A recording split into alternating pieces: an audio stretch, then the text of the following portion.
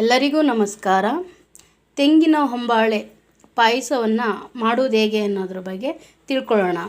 ಇವತ್ತು ಮೊದಲಿಗೆ ತೆಂಗಿನ ಕಾಳುಗಳನ್ನು ಬಿಡಿಸಿರುವಂತಹ ತೆಂಗಿನ ಹೊಂಬಾಳೆ ಕಾಳುಗಳು 1 ಬಟ್ಲು, ನಂತರ ನೆನೆಕಿಟ್ಟಿರುವಂತಹ ಅಕ್ಕಿ 1 ಬಟ್ಲು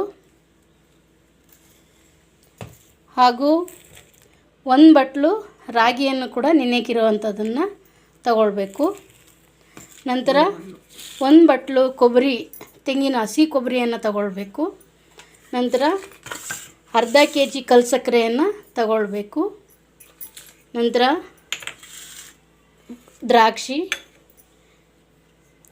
ಗೋಡಂಬಿ ಹಾಗೂ ಏಲಕ್ಕಿ ಪುಡಿಯನ್ನು ತಗೊಳ್ಳೋಣ.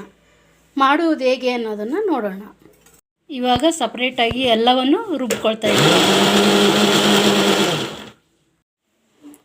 ಹಾಯ್ ಫ್ರೆಂಡ್ಸ್, ಇವಾಗ ಎಲ್ಲವನ್ನು ನಾನು ನಿಮ್ಮ ಮೊದಲೇ ತೋರಿಸಿದಂತೆ ತೆಂಗಿನ ಹೊಂಬಾಳೆ ಕಾಳುಗಳನ್ನು ರುಬ್ಕೊಂಡು ಸೋಸಿಟ್ಕೊಂಡಿದ್ದೀವಿ. ಹಾಗೂ ಅಕ್ಕಿ ನೆನೆಕಿದ್ವಲ್ಲ ಅದನ್ನು ಕೂಡ ರುಬ್ಕೊಂಡು ಅದನ್ನು ಸೋಸಿಟ್ಟಿದ್ದೀವಿ. ನಂತರ ರಾಗಿ ಕೂಡ ನೆನೆಕಿದ್ವಿ, ಅದನ್ನು ಕೂಡ ಸೋಸಿಟ್ಟಿದ್ದೀವಿ ರುಬ್ಕೊಂಡೆಲ್ಲ ಕೂಡ.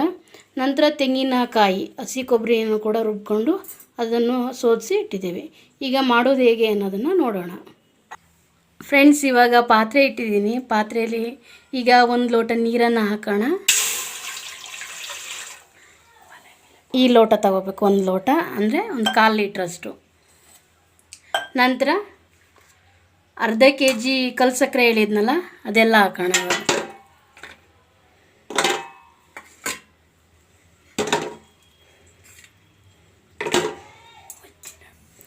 5 ರಿಂದ 10 ನಿಮಿಷದವರೆಗೆ ಕುದಿಯಕ್ಕೆ ಬಿಡೋಣ.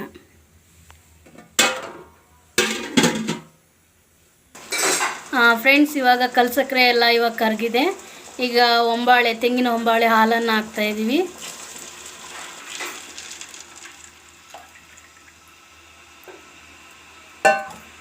ಹೊಂಬಾಳೆ ಹಾಲು ಇವಾಗ ಕುದಿಬೇಕು, ಅದು ಚೆನ್ನಾಗಿ ಕುದೀತಾ ಇರಬೇಕು.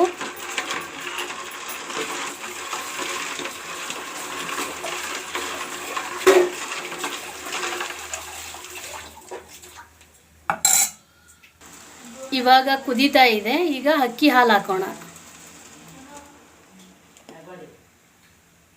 ನಂತರ ರಾಗಿ ಹಾಲನ್ನು ಹಾಕೋಣ. ನಂತರ ಕಾಯಿ ಹಾಲನ್ನು ಕೂಡ ಹಾಕೋಣ. ಇವಾಗ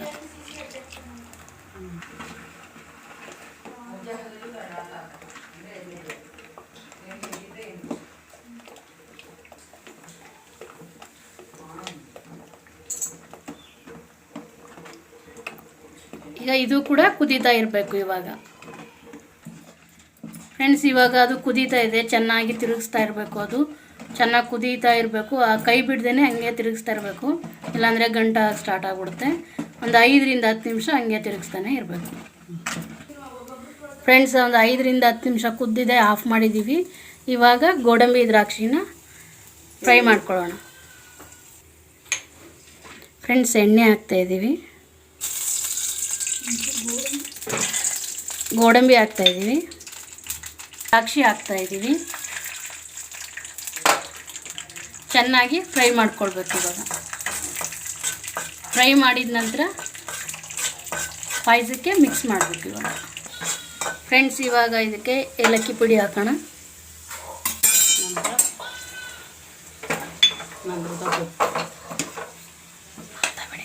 ನಂತರ ಈಗ ಗೋಡಂಬಿ ದ್ರಾಕ್ಷಿ ಫ್ರೈ ಮಾಡಿರೋದನ್ನ ಹಾಕ್ತಾಯಿದ್ದೀನಿ.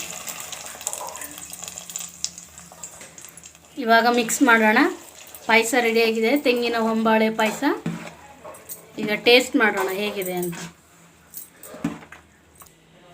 ತೆಂಗಿನ ಹೊಂಬಾಳೆ ಪಾಯಸ ಇವಾಗ ರೆಡಿಯಾಗಿದೆ. ತುಂಬ ಚೆನ್ನಾಗಿದೆ, ಟೇಸ್ಟಿಯಾಗಿ. ನೀವು ಕೂಡ ಮನೆಯಲ್ಲಿ ಟ್ರೈ ಮಾಡಿ. ಇದು ತುಂಬ ಎದೆ ನೋವು ಕೂಡ ಒಳ್ಳೆಯದು, ಆರೋಗ್ಯಕ್ಕೆ ತುಂಬ ಒಳ್ಳೆಯದು. ಇದು ಮನೆಯಲ್ಲಿ ಎಲ್ಲಾದರೂ ಹೊರಗಡೆ ಹೋದಾಗ ತೆಂಗಿನ ಹೊಂಬಾಳೆ ಸಿಕ್ಕಿದಾಗ ಮನೆಯಲ್ಲಿ ತಂದು ನಾನು ಹೇಳಿರೋ ರೀತಿ ವಿಧಾನದಲ್ಲಿ ನೀವು ಮಾಡಿದರೆ ತುಂಬ ಚೆನ್ನಾಗಿರುತ್ತೆ ಪಾಯಸ. ನೋಡಿ, ತುಂಬ ಖುಷಿಯಿಂದ ಎಂಜಾಯ್ ಮಾಡಿ.